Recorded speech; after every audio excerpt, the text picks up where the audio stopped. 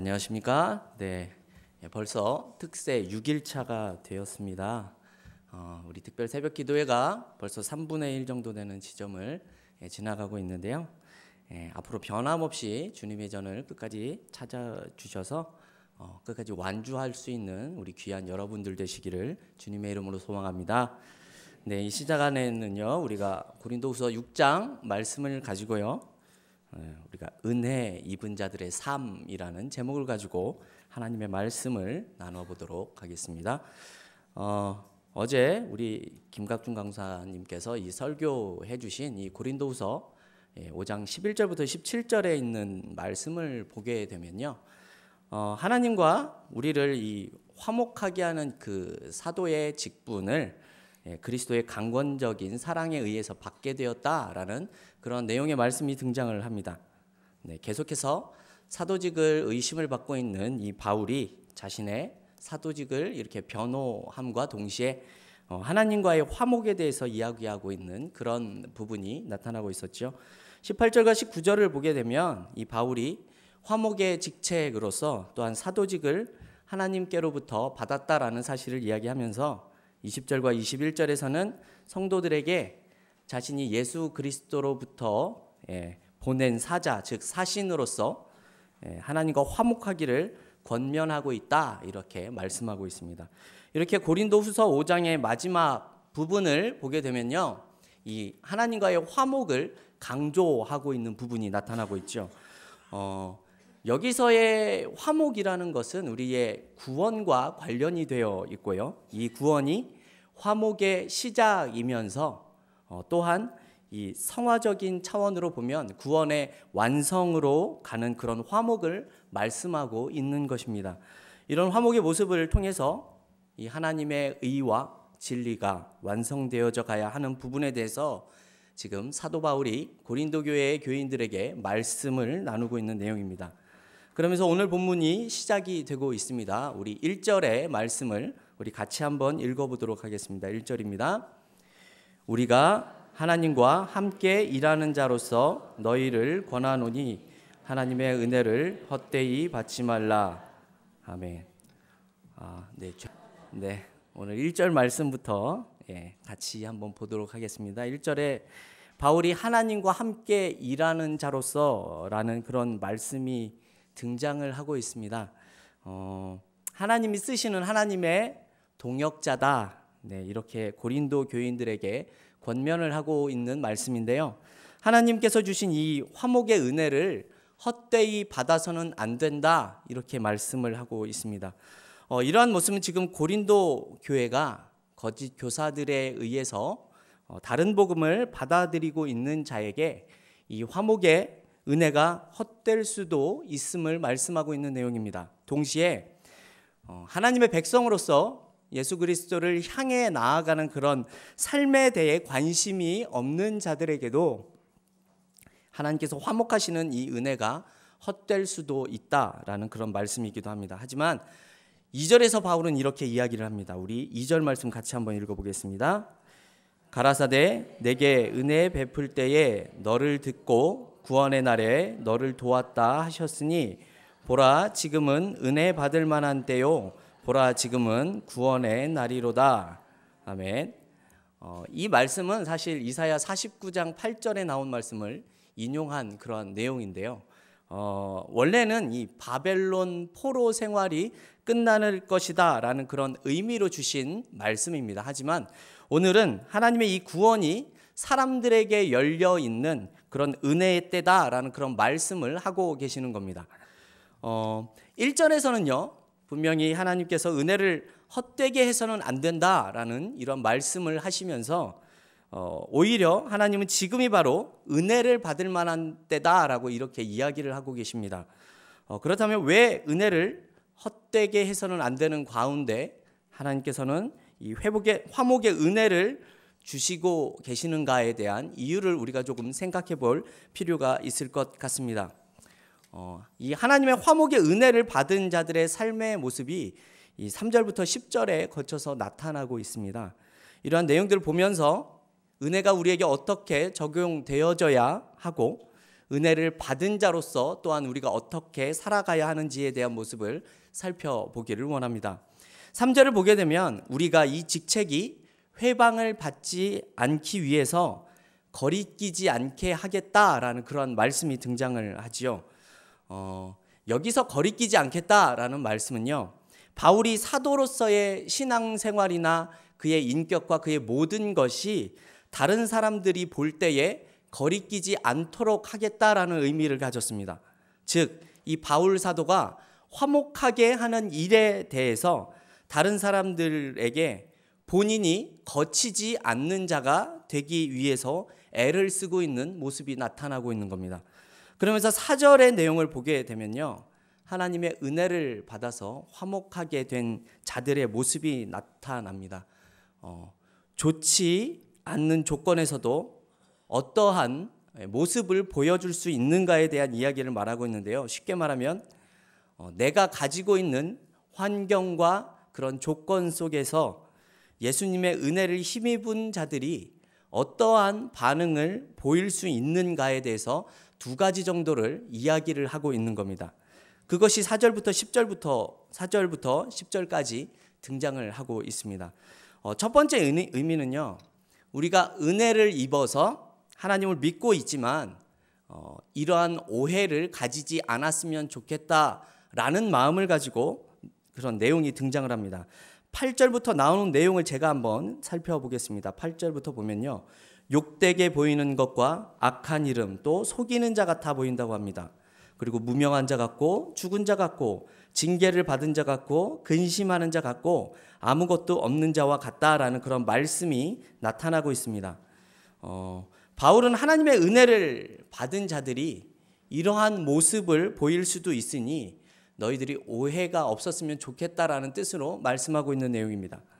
그리고 반대로 두 번째로 이 반대의 모습도 나타나는데요, 이 하나님의 은혜 가운데 우리가 영광으로 말미암고 아름다운 이름을 가졌으며 참되고 유명한 자이고 죽음을 당하지 않고 항상 기뻐하고 많은 사람을 부요하게 하고 모든 것을 가진 자라는 그런 모습이 나타난다라고 이렇게 성경이 이야기를 합니다. 우리는 이렇게 하나님을 믿는 것을 통해서 우리가 오해를 할 수 있는 그런 모습도 보여줄 수 있고, 반대로 하나님을 믿는 것 가운데 좋은 결과를 가져올 수도 있다라는 이런 두 가지 모습이 나타날 수 있음을 이야기를 하고 있는 겁니다. 우리 믿는 신앙인들이 이 세상을 살아가면서 가장 어려운 것이 무엇인가라는 생각을 해보면요, 하나님을 믿는 우리가 가진 그런 영원한 것들과 이 대단한 것들이 세상적인 가치로 보상받지 못할 때가 있다라는 겁니다. 조금 쉽게 표현을 하면요, 우리가 정직히 행하고 헌신적인 모습을 보이고 봉사도 많이 하고 남을 위해서 살아가는 그런 모습을 우리가 많이 보이게 됩니다. 그런데 이렇게 했음에도 불구하고 세상이 우리를 보상해 주지 못한다라는 것입니다. 이런 모습이 생기면 우리는 그동안 해왔었던 그런 나의 신앙의 모습들이 헛된 것은 아닌가라는 생각이 들 때가 있다라는 것이지요. 또 우리가 가진 참된 모습, 그런 참된 신앙의 모습이 이런 것들을 이 세상에 보여주지만 세상적인 보상이 아니라 이것이 하나님 앞에서 어떻게 열매를 맺어져 가고 있는 것인가에 대한 확신을 우리가 가지지 못한다면 우리는 이 세상, 우리의 신앙을 의심할 수밖에 없게 된다라는 것입니다. 쉬운 말로 하면 이 세상은 우리의 신앙을 보상해 줄 수 없지만 하나님이 그것에 대해서 보상해 주신다라는 것을 우리가 알지 못하면 신앙적인 어려움을 가지게 된다라는 사실입니다. 즉 열심히 신앙생활을 했지만 세상에서도 보상받지 못하는 것 같고 하나님 앞에서도 보상받지 못한다라는 생각을 하기 때문에 실제로 우리가 이러한 신앙적인 오해를 할 수도 있으면서 어려움을 겪을 수 있다라는 점입니다. 그러나 4절부터 10절에 나오는 이런 내용들을 우리는 경험하게 될 때에 조금은 힘들 수도 있지만 우리가 믿고 있는 신앙에 대한 진가 또한 확인할 수 있는 것이 됩니다. 여러분 사륜구동 자동차를 아십니까? 이 사륜구동 자동차는 바퀴가 4개가 한꺼번에 같이 움직여집니다. 그런데 이것이 일반 도로에서는 크게 다른 차와 차이가 나지 않습니다. 하지만 이 일반 차들이 갈 수 없는 진흙길이나 이런 눈길 위에서는 그 차의 성능이 나타나게 되어 있습니다. 이처럼 우리의 신앙도 이 4절부터 10절에 이르는 내용들 가운데서도 우리의 신앙이 진가가 나타날 수 있다라는 말씀을 하고 있는 겁니다. 여러분, 이러한 이해를 가지고 이 사도 바울의 모습을 한번 생각을 해보겠습니다. 3절을 보면 이 직책이라는 말씀이 등장을 하지요. 이 직책은요, 바울이 사도로서 복음을 전하는 그런 직책을 의미하고 있는 겁니다. 3절에 나온 말씀은 이 복음을 전하는 일에 회방을 받지 않게 하려고 아무에게도 꺼리키지 않겠다라고 하는 것을 말하고 있는데요. 이것을 한마디로 이야기를 하면 이 직책을 행함에 있어서 다른 사람들이 나로 인해서 시험을 당하지 않았으면 좋겠다라는 점입니다. 우리 4절과 5절 말씀을 같이 한번 읽어보겠습니다. 4절과 5절입니다. 오직 모든 일에 하나님의 일꾼으로 자천하여 많이 견디는 것과 환난과 궁핍과 곤란과 매맞음과 갇힘과 요란한 것과 수고로움과 자지 못함과 먹지 못함과. 아멘. 네, 바울이 이렇게 이야기를 합니다. 내가 복음을 전하는 일에 있어서 다른 사람들이 꺼리끼지 않게, 즉 시험에 당하지 않게 이렇게 하겠다라는 말씀입니다. 어떻게 하겠다라는 말씀입니까? 나는 많이 견디고 환난과 궁핍과 곤란을 당하고 매맞고 갇히고 요란하고 수고로움과 자지 못함과 먹지 못하는 일을 기꺼이 감수하겠다라는 겁니다. 왜냐하면 이렇게라도 복음을 전하는 것이 바로 영생에 관한 일이고 하나님의 진리에 관한 것을 전할 수 있는 모습이기 때문에 그렇습니다. 이렇게 해서라도 하나님과 화목하게 하는 그 일을 내가 감당하겠다라는 뜻입니다.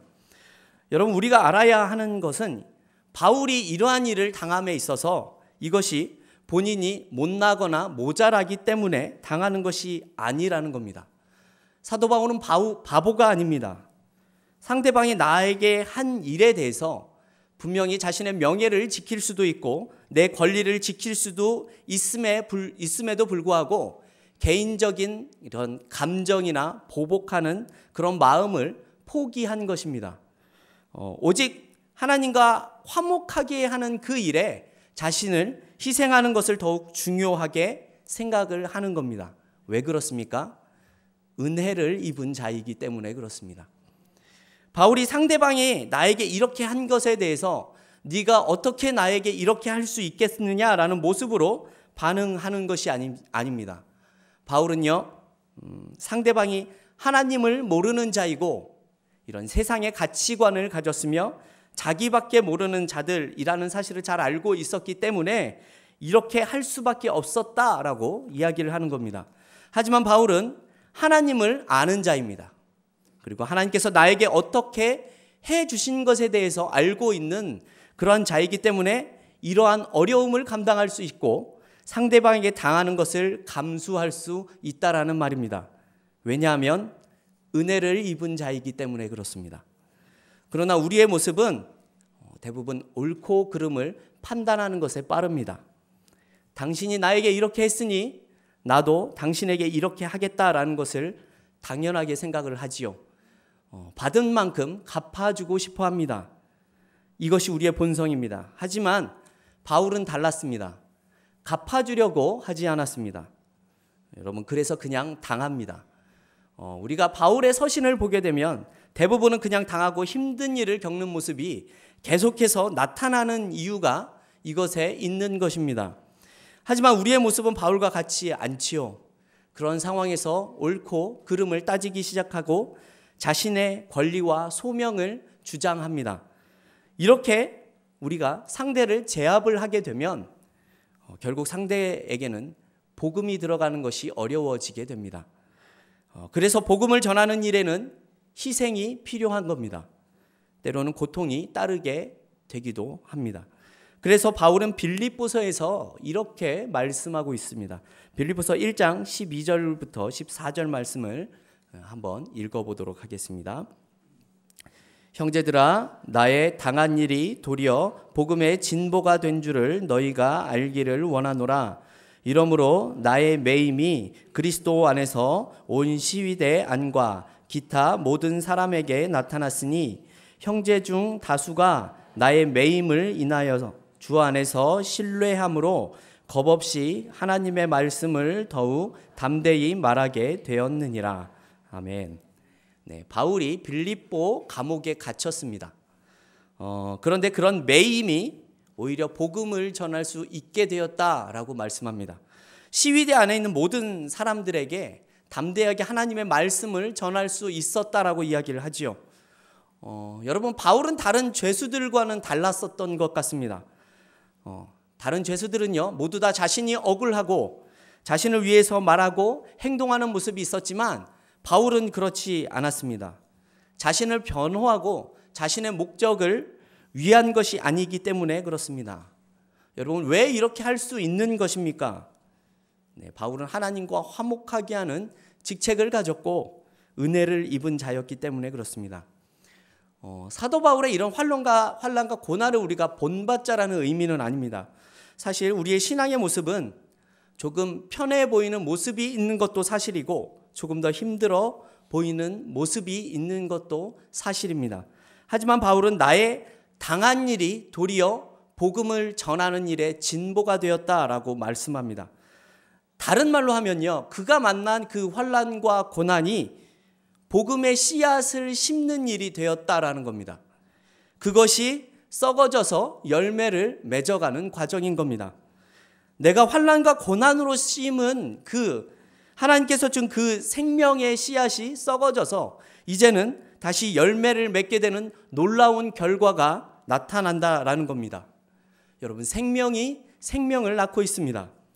하나님께 은혜를 받은 자들의 모습이 이래야 한다라고 지금 바울이 고린도 교회에 말씀하고 있는 겁니다. 너희가 지금 이러한 은혜를 받을 만한 때다라고 이야기하고 있는 내용입니다. 여러분, 우리가 하고 있는 이러한 헌금이라든지 이 봉사가 진심으로 우리가 하나님에 대한 진심을 가진 신앙의 모습이라면 우리는 환난과 고난을 통해서도 하나님의 그런 귀한 복음을 더 설득력 있게 전할 수 있다는 사실을 알 필요가 있습니다. 여러분, 암을 이겨낸 환자가 암 걸린 사람에게 더 깊이 다가갈 수 있는 것과 비슷한 것이라고 생각이 듭니다. 여러분, 이러한 모습이 바로 사도 바울이 당한 환난의 가치에 있는 것입니다. 분명히 바울은 환난이나 이 고난을 피할 수도 있을 그런 기회가 있었을 겁니다. 다른 말로 하면 꼭 그렇게 하지 않아도 될 일이 있었다라는 겁니다. 쉬운 길을 택할 수도 있었다라는 겁니다.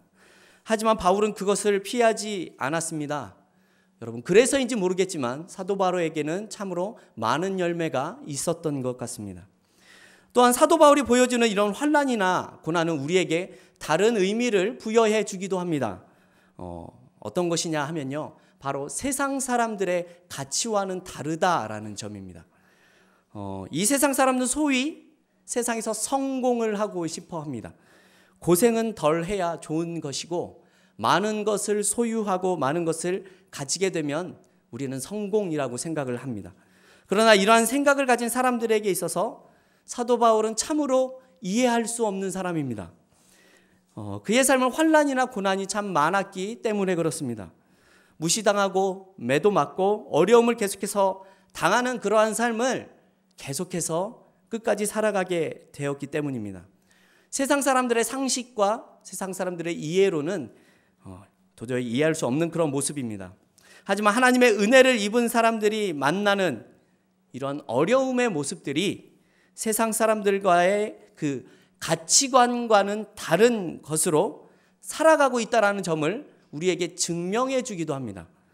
세상 사람들은 환난과 고난을 당하면 포기하고 절망해서 살아가지만 은혜를 아는 자들의 삶은요, 그 가치와 기준이 다르기 때문에 그럼에도 불구하고 살아갈 수 있는 이유가 된다라는 겁니다. 환난 속에서도 은혜를 아는 자들의 삶은 세상에서 가진 것으로 사는 것이 아니고 세상이 목표로 하는 것으로 살지 않는다라는 것을 하나님께서 우리의 삶을 통해 증명하고 싶으신 겁니다. 결국 복음이 전해지는 것, 즉 하나님과의 화목하는 이러한 은혜를 입은 이를 위해서라면 이러한 환난이나 고난이 전혀 문제가 되지 않는다라는 사실을 지금 바울이 말씀하고 있다라는 겁니다. 성도 여러분, 우리는 바울의 이런 환난이나 이 고난 받은 사실에 대해서 단순히 그렇게 살아가야 되겠다라고 그런 생각만 가져서는 안 될 것 같습니다. 사실은 이런 모습은 우리에게 있어서 매우 어려운 일이기도 합니다. 생각했었던 것보다 훨씬 더 고통스러운 일이기도 합니다. 말이나 생각으로는 사도 바울처럼 우리가 이런 멋있는 신앙의 모습을 가졌으면 좋겠다라는 생각을 할 수도 있겠지만 실제는 생각과 굉장히 다른 모습일 겁니다. 우리에게 있어서 대단히 힘든 일이 될 수 있다라는 겁니다. 여러분, 이번 특별 새벽 기도회의 주제가 예수 그리스도의 향기로 살아가라입니다. 그죠? 여러분, 그리스도의 향기가 어떠한 것 같습니까? 그냥 매일 좋은 일이 일어나는 행복한 삶이 계속해서 이어지는 것이, 그런 것이 바로 그리스도의 향기라고 생각이 드십니까? 그렇지는 않은 것 같습니다. 사도 바울은 늘 편하고 좋은 삶을 살았던 것 같아 보이지 않기 때문입니다. 예수님께서도 가는 곳마다 환영받고 좋은 일만 일어나는 것처럼 보이지는 않기 때문입니다. 여러분, 고린도후서 2장 16절은 그리스도의 향기를 이렇게 표현합니다.